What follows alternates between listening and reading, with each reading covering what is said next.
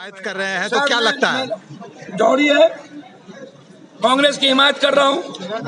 भीख मांगने से भीख मिलता है। मैंने कहा कि कांग्रेस के बगैर बीजेपी के खिलाफ लड़ने का कोई औचित्य है क्या? कांग्रेस सबसे बड़ी पार्टी होगी ना, तो आप कल के दिन बीजेपी के को चुनौती देंगे तो किसके साथ देंगे?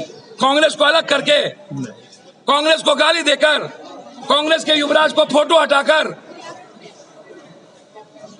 मरने की तैयारी करके हमें निकलना पड़ेगा। या तो आर या तो पार, या तो राय या तो छाय। सर एक लास्ट क्वेश्चन, पत्र क्या लगता है कि पार्टियों को किस तरह से? सर मैंने पहले ही कहा है कि क्या सीबीआई, सीआरपी की और आर्मी की सुरक्षा एजेंसी धूर्त नेताओं को देकर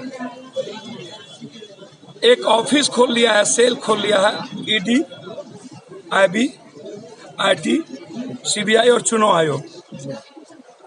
अब सिर्फ एक ही भरोसा है 2024 के नैया पार करने का, अदानी का पैसा, सुरक्षा और ये पांचों सेल। अच्छा, कंप्लीट भारत में अघोषित कर्फ्यू लगी, कानून और पूरी संस्थाएं दो व्यक्ति की और आरएसएस की हाथ में गिरवी चला गया। मैं गलत सही में कुछ नहीं जाऊंगा, लालू यादव जी गलत थे या सही, या दिल्ली के उप मुख्यमंत्री गलत थे या सही। मैं जानना चाहता हूं कि गलत थे तो 9 सालों से नरेंद्र मोदी जी आप सोए क्यों थे? चार्जशीट इतने दिन पहले क्यों नहीं हुई?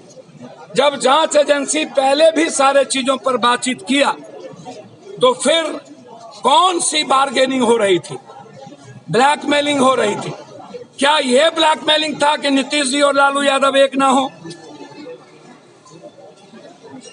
क्या ब्लैकमेलिंग थी?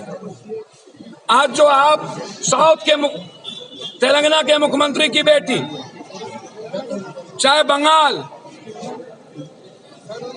चाहे बिहार, कानून को काम करने दीजिए, चार्जशीट दीजिए और आप जाइए कोर्ट का ये गलत है, हमको वारंट दें।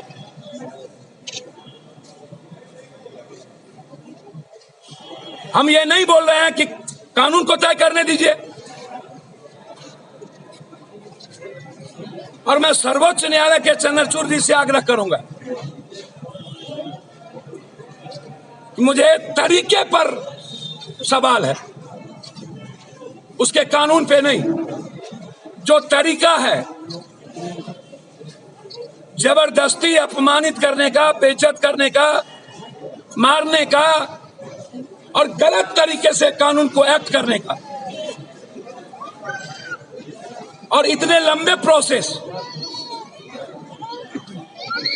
विपक्ष कमजोर नहीं होगी और विपक्ष को अब खड़े होने की जरूरत है।